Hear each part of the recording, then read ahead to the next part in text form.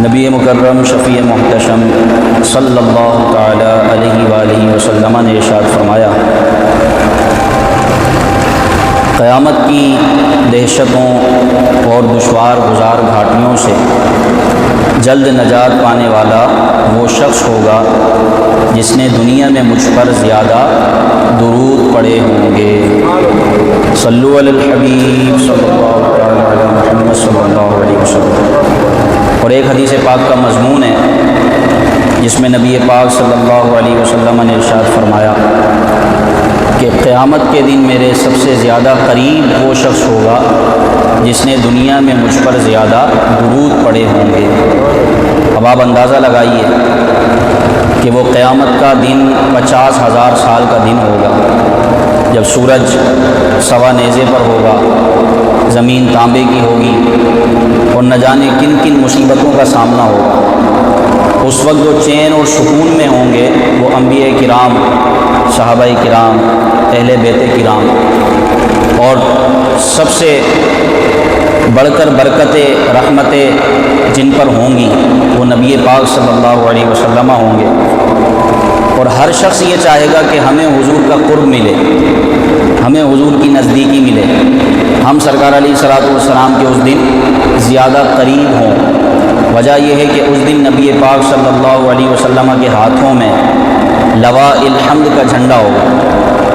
وہ اتنا بڑا جھنڈا ہوگا کہ دور سے غلامان مصطفیٰ کو نظر آئے گا۔ برادر اعلی حضرت فرماتے ہیں نا، نشان خسرو دین دور کے غلاموں کو، نشان خسرو دین دور کے غلاموں کو لوائے حمد کا جھنڈا بتا رہا ہوگا۔ میرے آقا کو قیامت کے دن جو جھنڈا ملے گا وہ اتنا طویل ہوگا، اتنا طویل ہوگا کہ غلامان مصطفیٰ اس جھنڈے کو دیکھ کر حضور کے قریب ہوں گے۔ اس وقت بھی جھنڈے پر نظر ہوگی۔ کتنے مبارکباد کے مستحق ہیں وہ جھنڈے لگاتے ہیں اپنے گھروں میں، اس وقت بھی جھنڈا ہوگا۔ اور نبی پاک صلی اللہ علیہ وسلم کا وہ جھنڈا کہ جس کے نیچے وہ جمع ہوں گے جن کے لیے جنت کا مژدہ ہوگا، وہ چین میں ہوں گے، سکون میں ہوں گے، آرام میں ہوں گے۔ تو ہر شخص یہ چاہے گا کہ ہم حضور کے قریب ہوں، ہم حضور کے نزدیک ہوں۔ اور میرے آقا صلی اللہ علیہ وسلم ارشاد فرما رہے ہیں، قیامت کے دن میرے قریب کون ہوگا؟ وہ ہوگا جس نے دنیا میں مجھ پر زیادہ درود پڑھے ہوں۔ تو درود پاک پڑھنا اپنا معمول بنا لیجئے، اٹھتے وقت، بیٹھتے وقت، جب بھی آپ فارغ ہوں درود پاک پڑھتے رہیں، اس کو اپنی زندگی کا حصہ بنائیں۔ میں بھی عمل کی نیت کروں، آپ بھی نیت کریں، اللہ نے چاہا تو اس کی برکتیں پوری آپ کو ضرور ملیں گی، اور اللہ تبارک و تعالیٰ نے چاہا تو انشاءاللہ دنیا کے ساتھ ساتھ آخرت میں بھی، قیامت کے دن بھی درود پاک کی برکتیں ہم اپنی آنکھوں سے دیکھیں گے۔ اللہ پاک قرآن مجید میں ارشاد فرماتا ہے، اور بہت ہی پیاری آیت مبارکہ ہے، وَمَن يَتَّقِ اللَّهَ يَجْعَل لَّهُ مَخْرَجًا،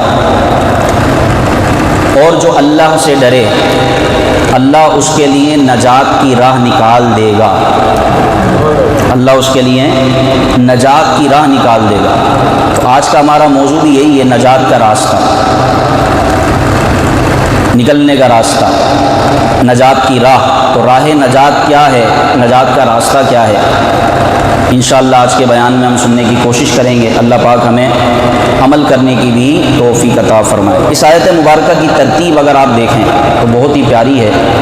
فرمایا وَمَن يَتَّقِ اللَّهَ يَجْعَل لَّهُ مَخْرَجًا، یہ پارہ 28 سورۃ الطلاق، اس کی دوسری آیت مبارکہ کا ایک جز ہے، ایک حصہ ہے کہ جو اللہ سے ڈرے، اللہ کا خوف اپنے دل میں رکھے، اللہ کی بارگاہ کا ڈر ہو، تو جو اللہ سے ڈرے یجعل لہ مخرجا، اللہ اس کے لیے نجات کی راہ نکال دے گا، اس کو راہ نجات عطا فرمائے گا۔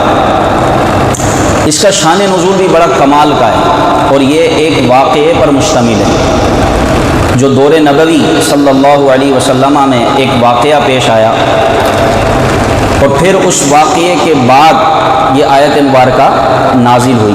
وہ واقعہ بھی بڑا دلچسپ ہے۔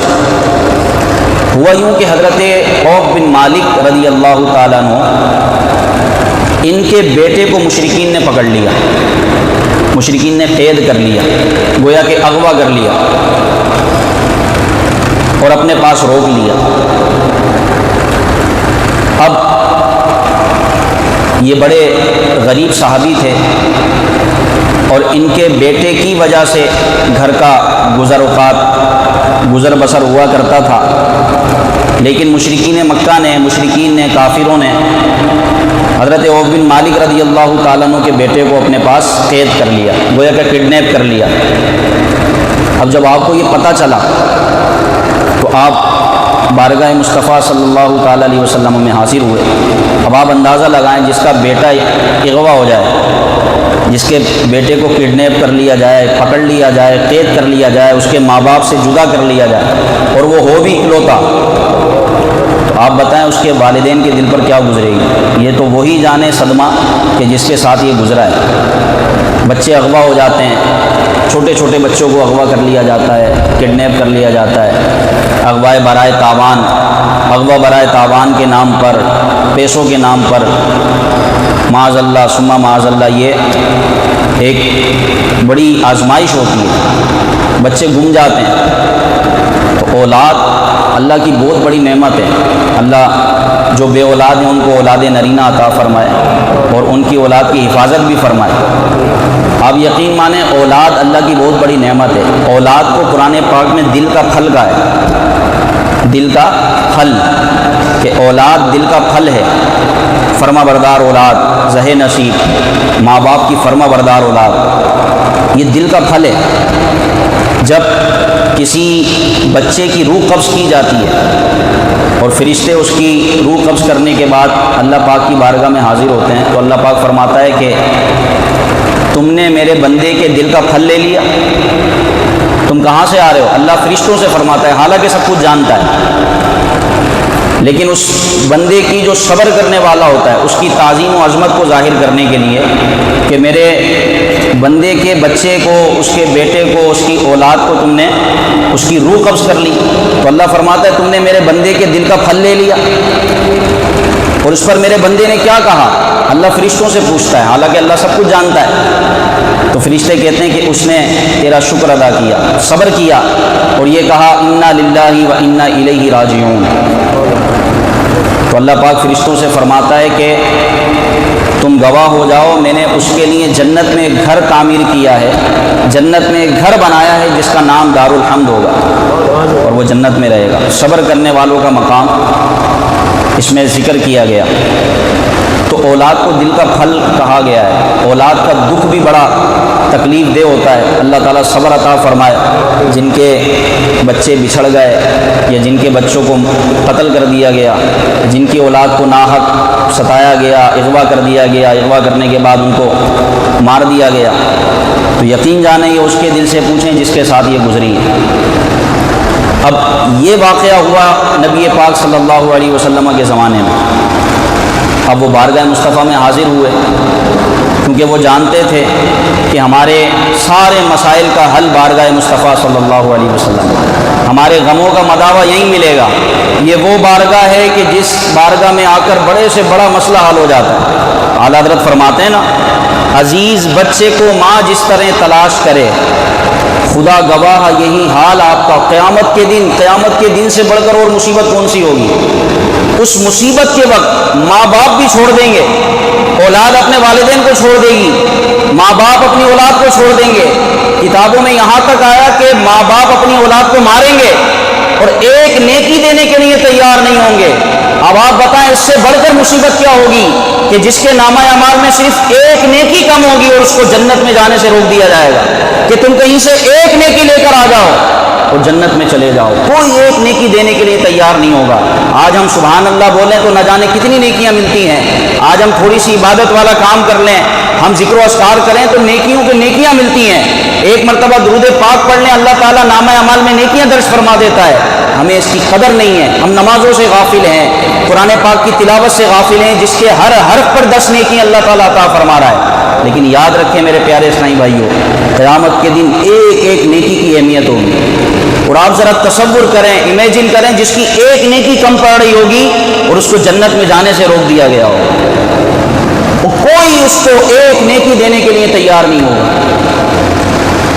اس وقت سے بڑھ کر مصیبت کون سی مصیبت ہوگی؟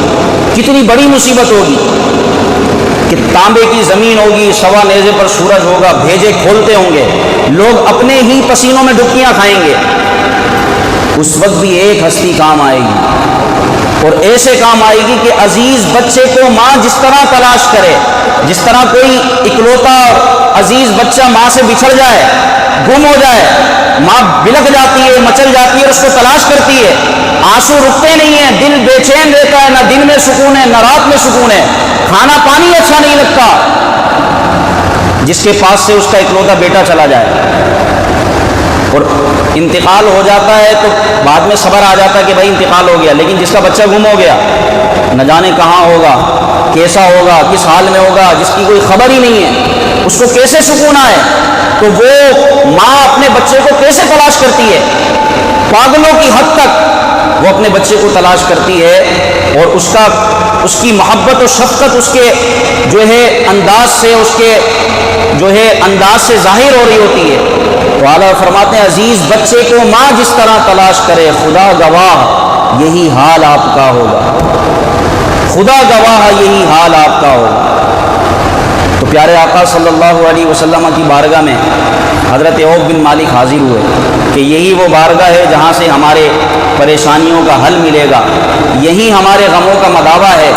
بارگاہ مصطفیٰ میں حاضر ہوتے ہیں، شکایت عرض کرتے ہیں، یا رسول اللہ میرا ایک بیٹا تھا اور اس کو مشرکین نے قید کر لیا ہے، مشرکین نے پکڑ لیا ہے، گرفتار کر لیا ہے، اور میرے گھر کا گزر اوقات بھی، گزر بسر بھی اسی ایک بیٹے کی وجہ سے تھا، میں بڑا غریب ہوں، مفلس ہوں، یا رسول اللہ کرم کیجئے اور میرے بیٹے کو کسی نہ کسی طرح گھر پر وہ میرے پاس آ جائے اور کافروں کی قید سے چھوٹ جائے۔ نبی پاک صلی اللہ علیہ وسلم نے کیا تعلیم ارشاد فرمائی، وہ سننے کے قابل ہے۔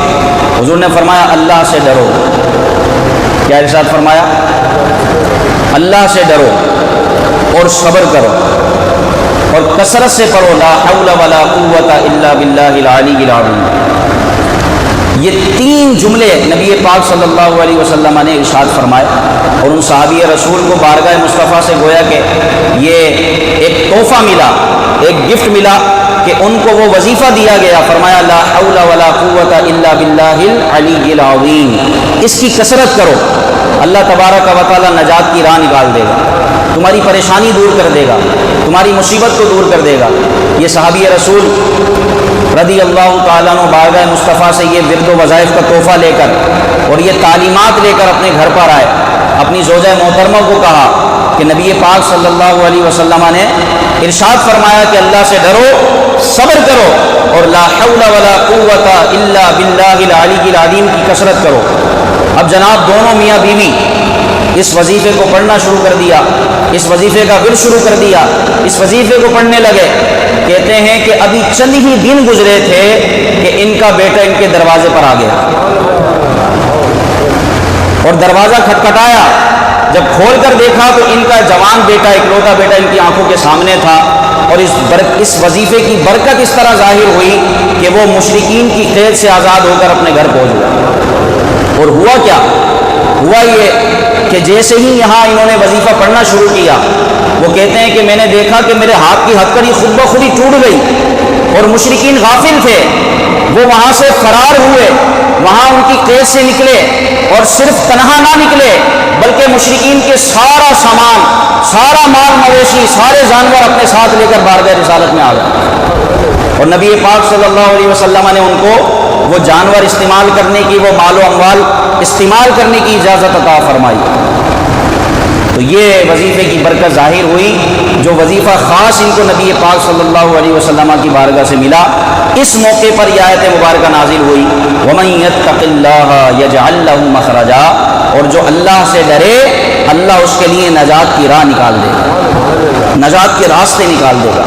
اللہ کا ڈر ضروری ہے، اللہ کا خوف ضروری ہے، تقوی اور پرہیزگاری ضروری ہے، صبر کرنا ضروری ہے، پھر اللہ تبارک و تعالی نجات کے راستے عطا فرماتا ہے۔ تو میرے پیارے اسلامی بھائیوں، اس آیت مبارکہ کی ترتیب بھی کمال کی ہے، اور اس آیت مبارکہ کے تناظر میں جو واقعہ ہوا، اس واقعے سے بھی ہمیں کئی سبق ملتے ہیں، کئی میسج ملتے ہیں۔ اللہ تبارک و تعالی جب بھی آزمائش میں مبتلا کرے، آزمائش بھی اس کی طرف سے ہوتی ہے، ہاں عقیدے کی بات یہ ہے کہ جب بھی مصیبت آئے، پریشانی آئے، تکلیف آئے اور کوئی بری بات ہو جائے تو اس کو اپنی طرف منسوب کرے کہ یہ میری وجہ سے ہوا ہے، یہ میرے گناہوں کی شامت ہے، یہ اعمال کی شامت اعمال ہے، یہ میرے گناہوں کی وجہ سے جو مجھے مصیبت پہنچی ہے، کیونکہ اللہ تعالیٰ خود فرماتا ہے ذالک بما قدمت ایدیکم، یہ جو کچھ بھی ہے تمہارے ہاتھوں کی کمائی ہے۔ پھر ایک جگہ فرمایا وَأَنَّ اللَّهَ لَيْسَ بِظَلَّامٍ لِّلْعَبِيدِ، اللہ اپنے بندوں پر ظلم نہیں فرماتا، وہ رحمان ہے، رحیم ہے۔ ماں کی ممتا بھی کیا چیز ہے جتنا وہ مہربان ہے، وہ کیسا مہربان ہے کہ جس نے ممتا کو پیدا فرمایا، یعنی شفقت اور رحمت کا خالق بھی وہی ہے، تو وہ خود کتنا مہربان ہوگا، وہ رحمان اور رحیم ہے۔ اگر اس کو اپنے بندوں کو عذاب دینا مقصود ہوتا تو علماء فرماتے ہیں تو وہ اپنا نام کبھی رحمان اور رحیم ارشاد نہ فرماتا، تو وہ مالک ہے، وہ خالق ہے۔ تو یہ جو آزمائش ہے، بعض اوقات مصیبتیں آتی ہیں کہ بندے کی اپنے ہاتھوں کی کرتوت ہوتے ہیں، اپنے ہاتھوں کی کمائی ہوتی ہے، لیکن اگر پھر بھی وَمَن يَتَّقِ اللَّهَ يَجْعَل لَّهُ مَخْرَجًا پر عمل کرے، بندہ اللہ سے ڈرے، تقوی اختیار کرے اور پھر صبر کرے، جب بھی اللہ تبارک و تعالیٰ اس کو نجات کی راہ عطا فرماتا ہے، نجات کا راستہ عطا فرماتا ہے۔ آپ دیکھیں بندہ مصیبت میں مبتلا ہو جاتا ہے، وہ ادھر جاتا ہے، ادھر جاتا ہے، ادھر جاتا ہے، ادھر جاتا ہے، سب سے کہتا ہے کوئی مسئلہ حل نہیں ہوتا، وہ سمجھتا ہے میں گیا، اب کوئی راہ نہیں ہے، اب تو میں اس مصیبت سے نکل ہی نہیں سکتا، اب بس میں گیا۔ بالآخر وہ اللہ کی بارگاہ میں آ کر جھکتا ہے، اس کے دل میں خوف پیدا ہوتا ہے، وہ مشقت کی وجہ سے، پریشانی کی وجہ سے آنکھوں سے آنسو بھی نکل آتے ہیں، اللہ کی بارگاہ میں توبہ بھی کرتا ہے، ذکر و اذکار بھی کرتا ہے، نماز کی پابندی بھی شروع کر دیتا ہے، اللہ تعالیٰ اس کو مشکلوں سے نکال دیتا ہے، کیونکہ وَمَن يَتَّقِ اللَّهَ يَجْعَل، کتنا گناہ گار سے گناہ گار کیوں نہ ہو، ساری زندگی اس نے نمازیں نہ پڑھی ہوں، جناب طوفان بدتمیزی اس نے برپا کیا ہو، گناہوں کا بازار گرم کر کے رکھا ہو، لیکن ایک سچی توبہ انسان کو مصیبتوں سے نکال دیتی ہے۔ ایک لمحے کے لیے اللہ کا خوف، اللہ کا ڈر جس بندہ مومن کے دل میں آ جاتا ہے، اللہ تبارک و تعالیٰ کو اس کی جب یہ ادا، یہ کیفیت پسند آتی ہے، اللہ اس کو مشکلوں سے نجات دے دیتا ہے، کیونکہ مشکلوں سے نجات دینے والا کون؟ وہ ہمارا رب ہے۔ تنگی سے نجات دینے والا کون؟ ہمارا رب ہے۔ تو میرے پیارے اسلامی بھائیوں، یہ ایک فارمولہ ہمیں دیا گیا کہ اگر پریشانیوں سے نجات چاہیے، چھٹکارا چاہیے، ٹینشنوں سے نجات چاہیے تو اللہ سے ڈریں، اللہ سے ڈریں اور اس کی فرما برداری کریں۔ ڈرنے کا مطلب ہی ہے کہ اس کی فرما برداری کی جائے، یہ نہیں کہ مجھے تو اللہ سے بڑا ڈر لگتا ہے اور کام سارے اس کے دشمنوں والے، کام سارے جناب اس کی نافرمانی والے، تو یہ کیسا ڈر ہے؟ یہ ڈر نہیں ہے، یہ مذاق ہے۔ اللہ سے ڈرنے کا مطلب یہ ہے کہ جو اس نے فرما دیا بس اس پر عمل ہو۔ اس نے فرما دیا کہ 5 وقت کی نماز مسلمان پر فرض ہے تو فرض ہے، وہ فجر ہو، ظہر ہو، عصر ہو، مغرب ہو، عشاء ہو، میرا سب کچھ چھوٹ سکتا ہے، نماز نہیں چھوٹ سکتی، فرض ہے، اللہ نے فرض کیا ہے۔ ایک بندہ مومن مسجد میں نظر آئے، بلکہ اولیاء کرام کا یہ فرمان ہے کہ جب تم کسی کو مسجد میں آتے جاتا دیکھو تو اس کے ایمان کے گواہ بن جاؤ کہ وہ مومن ہے۔ تو مسجد میں وہی آتا ہے کہ جس کے دل میں ایمان ہوتا ہے۔ اللہ ہمیں مسجد کی پابندی نصیب فرمائے مرتے دم تک۔ اور ایک دوسرا سمپل سا فارمولہ ہے، آج ہر ایک بندہ پریشان نظر آتا ہے، اور پریشان کیوں؟ یہ بھی نہیں پتہ پریشان کیوں ہے، اور مال ہے، سب کچھ ہے، لیکن پھر بھی پریشان ہے۔ ٹینشن، ڈپریشن، عجیب و غریب قسم کی پریشانی ہے۔ بعض لوگوں کو خود سمجھ میں نہیں آتا، بس یار سکون ہی نہیں ہے، سب کچھ ہے، پیسہ بھی ہے، مال بھی ہے، کوئی ایسا مسئلہ نہیں ہے، کاروبار بھی ٹھیک چل رہا ہے، بچے بھی صحیح ہیں، لیکن پھر بھی سکون نہیں ہے، اور پھر جو پریشان ہے وہ تو ہے۔ تو پریشانی سے نجات کا ایک راستہ اور ایک سمپل فارمولہ وہ میں آپ کو پیش کرتا ہوں۔ انسان پر کئی تکلیفیں آتی ہیں، مصیبتیں آتی ہیں، آزمائشیں آتی ہیں، اور یہ زندگی کا حصہ ہے۔ پریشانی، تکلیف، کچھ نہ کچھ تکلیفیں اس کے ساتھ لگی رہتی ہیں، لیکن بہت سے لوگ ایسے بھی ہیں جو بڑی پرسکون زندگی گزار رہے ہیں، ان کو ٹینشن ہی نہیں ہے، پریشانی نہیں ہے، وہ جناب جہاں لیٹتے نیند آ جاتی ہے، وہ اپنے باہر گھر کے چبوترے پر لیٹے نیند آ جائے گی، ان کو جہاں چرپائی بچھا کے لیٹ جائیں نیند آ جائے گی، اور کہاں کوئی لکھ پتی ہے، کروڑ پتی ہے، وہ دوائیاں کھا رہا ہے، نیند کی اس کو نیند نہیں آ رہی۔ میں ایک سمپل سا فارمولہ عرض کروں کہ اگر آپ کو ٹینشن فری ہونا ہے، پریشانی سے نجات چاہیے، تو آپ دوسروں کی پریشانی دور کرنا شروع کر دیں۔ ایک سمپل فارمولہ ہے، آپ جب دوسروں کی پریشانی دور کریں گے اللہ آپ کی ساری پریشانیاں دور فرما دے گا۔ آپ دوسروں کو پریشان کرنا چھوڑ دیں۔ یہاں بھی دو صورتیں ہیں، ایک تو آپ کسی کو پریشان نہیں کر رہے، آپ اپنی زندگی میں مست ہیں، پریشان نہیں کر رہے، لیکن آپ کے سامنے کوئی پریشان ہے، آپ اس کی مدد کر دیں اگر کر سکتے ہیں، اپنے مال کے ذریعے، اپنے مشوروں کے ذریعے، اپنے ہاتھ کے ذریعے، خود جائز سفارش کر کے، خود جناب کہیں جا کر آپ اس کی مدد کریں، آپ کی پریشانی، آپ اس کی پریشانی دور کریں، اس کی دعا آپ کو ایسی لگے گی اللہ کئی پریشانی آپ کی دور کر دے گا۔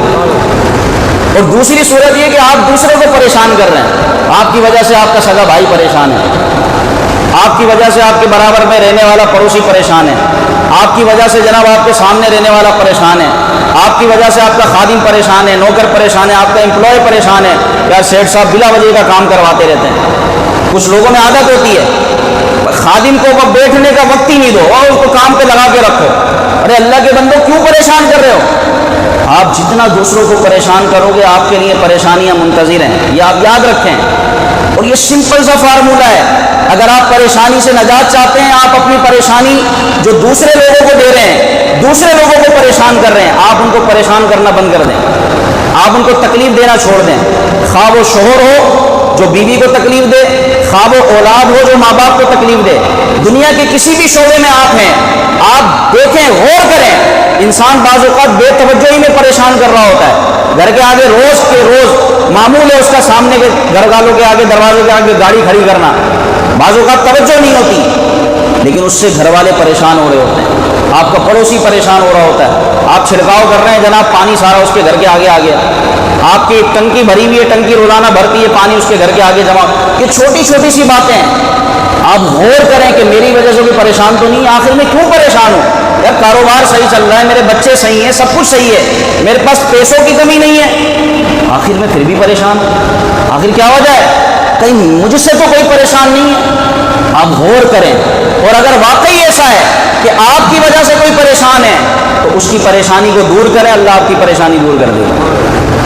بعض لوگوں کی عادت ہوتی ہے قرضہ لے کے واپس ہی نہیں دینا، اب جس سے پیسے لیے بیچارہ اس کو اتنا پریشان کر دیا، اتنا پریشان کر دیا جس کی کوئی حد نہیں، وہ چکر لگا رہا ہے بار بار پیسے ہونے کے باوجود۔ اچھا پھر حضرت مقروض ہیں موصوف، ان پہ قرضہ چڑھا ہوا ہے، اب جناب انہوں نے نئی گاڑی نکلوا لی، انہوں نے جناب اپنے گھر کا ڈیکوریٹ اور بڑھا دیا سامان، اب وہ جس کا بیچارے کا پیسہ اس کے پاس ہے وہ دیکھے گا یار میرا پیسہ دینے کے لیے ان کے پاس پیسہ نہیں ہے، یہ نئی گاڑی لے لیں، دوسرے دن انہوں نے بائک لے لی، تیسرے دن جناب انہوں نے سالگرہ کی اپنے بچے کی دھوم دھام سے، چوتھے دن انہوں نے کچھ دنوں کے بعد عقیقہ کر دیا اپنے بچے کا، میرے پیسے دینے کے لیے ان کے پاس پیسہ نہیں ہے، پھر اسٹیٹس لگاتے ہیں وہ بندہ اور تب جائے جس کے پیسے ان کے پاس ہیں۔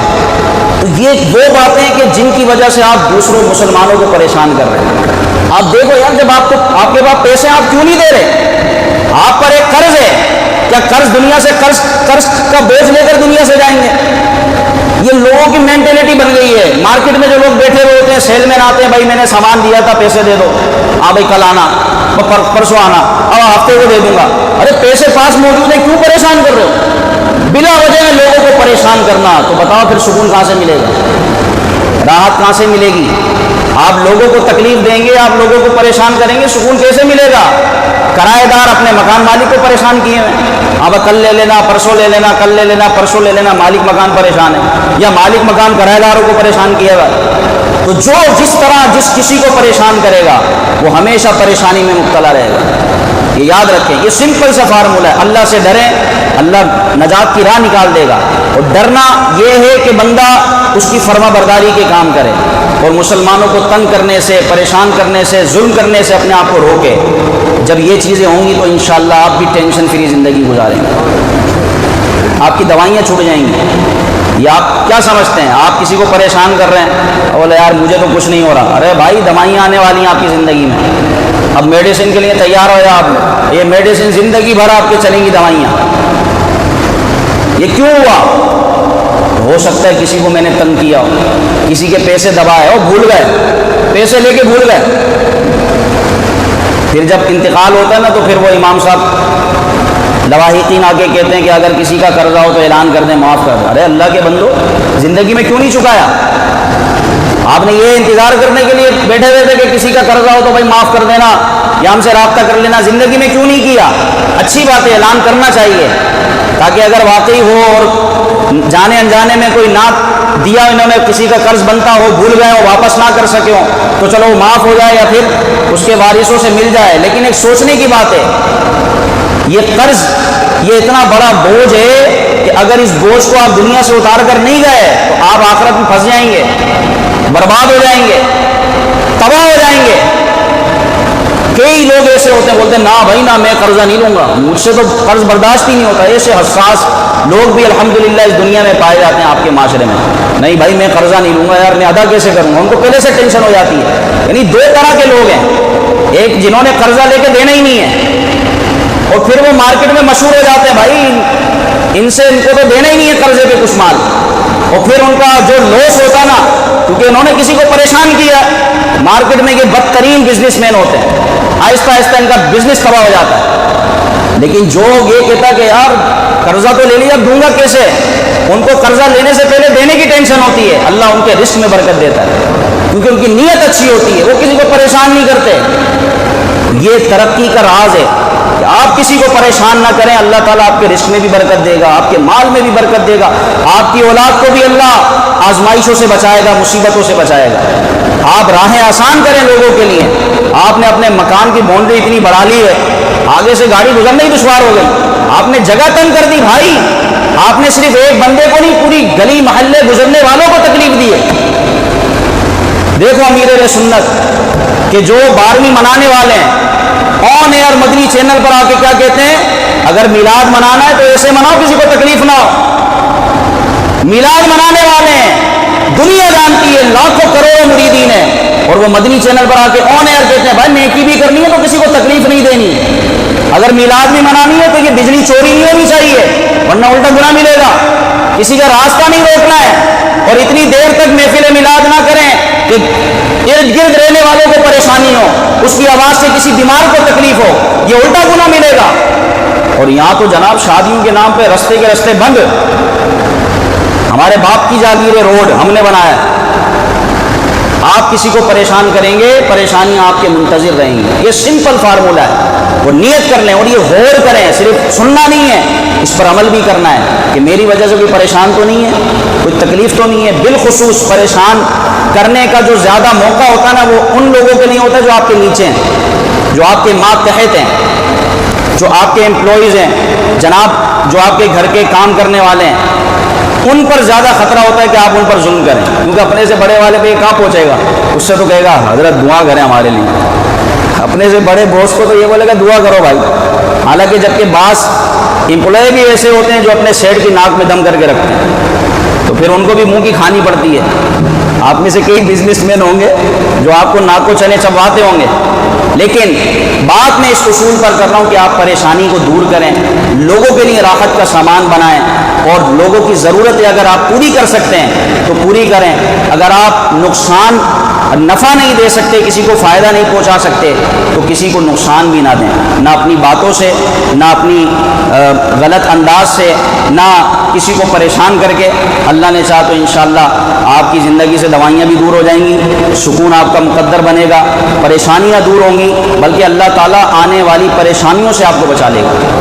लोग सदका क्यों करते हैं? सदका 70 बलाओं को टालता है, लेकिन हमारे एक अजीब सा जहन बना हुआ है, जब कोई मुसीबत आती है ना, मुसीबत आने के बाद बोलते हैं सदका निकालो। अरे अल्लाह के बंदे पहले से निकालते ना सदका, वो मुसीबत आ गई, बच्चा गिर गया, सदका दो, सदका। बहुत अच्छी बात है, देना चाहिए, ये भी एक अच्छा जहन है कि आपका सदक़े की तरफ जहन तो गया कि भाई बच्चे का सदका निकालो, जान माल का सदका निकालो, जाओ मस्जिद में देकर आओ, मदरसे में देकर आओ, किसी गरीब को देकर आओ, बहुत अच्छी बात है। लेकिन आप ये पहले से रखें, अपने सैलरी का कुछ ना कुछ हिस्सा आप ख़ास कर दें, मस्जिद के लिए, मदरसे के लिए, या किसी गरीब के लिए, अल्लाह की राह में दें। आप देखें आपके रिस्क के सब, बल्कि ये तो जो बिजनेसमैन है टॉप क्लास के मुसलमानों के और उलमा में से जो हैं, हमारे इमाम आज़म अबू हनीफा को देख लें, और कई बिजनेसमैन सहाबा किराम बतौर ख़ास उलमा किराम, اور بالخصوص اس زمانے کے جو نیک ماحول سے وابستہ ہیں، ان سے جب پوچھا یار آپ کے بزنس کا ترقی اور اس کو امپروو کرنے کا راز کیا ہے، کیسے بڑھا؟ کہا کہ بھائی میں اس کا کچھ حصہ، کچھ فیصد میں اللہ کی راہ میں نکالتا ہوں، اپنی سیلری کا، اپنے بزنس کے پروفٹ کا میں کچھ حصہ اللہ کی راہ کے لیے میں نے خاص کیا ہوا ہے، کچھ نہ کچھ صدقہ و خیرات کرتا ہوں، کچھ مسجد کے لیے، کچھ مدرسے کے لیے، اس طرح ترکیب بنا کے میں کچھ نہ کچھ نکالتا رہتا ہوں، اللہ پاک میرے رزق میں برکت عطا فرماتا ہے۔ یہ آپ کر کے دیکھیں، یہ بڑا زبردست فارمولہ ہے، کیونکہ اللہ کا وعدہ ہے ایک دو گے اللہ تبارک و تعالیٰ 700 گنا عطا فرمائے، 700 گنا ہے نا۔ یہ تو آیت ہے قرآن پاک کی، جس نے ایک بیج راہ خدا میں مال خرچ کرنے کی مثال ایسی ہے جس نے ایک دانہ دبایا زمین کے نیچے اور اس سے 7 بالیاں نکلی اور ہر بالی میں 100 دانے، اللہ 700 گنا عطا فرماتا۔ یہ ہمارے ماشاءاللہ کئی نمازی ہیں جو ماہانہ فنڈ دیتے ہیں، اس کی برکتیں وہ خود ہی دیکھتے ہوں گے۔ آپ میں سے جس نے نام نہیں لکھوایا، 500 1000 یار ایسے خرچ ہو جاتے ہیں، آپ اپنے کیبل کا بل دے دیتے ہو 1000 1200 روپے، تو کچھ نہ کچھ اللہ کی راہ میں دیں، پھر آپ دیکھیں اس کی برکتیں کیسے ملتی ہیں، پریشانیاں دور ہوں گی۔ اللہ تعالیٰ 70 بلاؤں سے صدقہ جو ہے بلاؤں کے جبڑے چیر کے نکلتا ہے، اس صدقے سے آگے بلا قدم نہیں بڑھا سکتی۔ اللہ پاک ہمیں عمل کی توفیق عطا فرمائے، آمین بجاہ نبی الامین صلی اللہ علیہ وسلم۔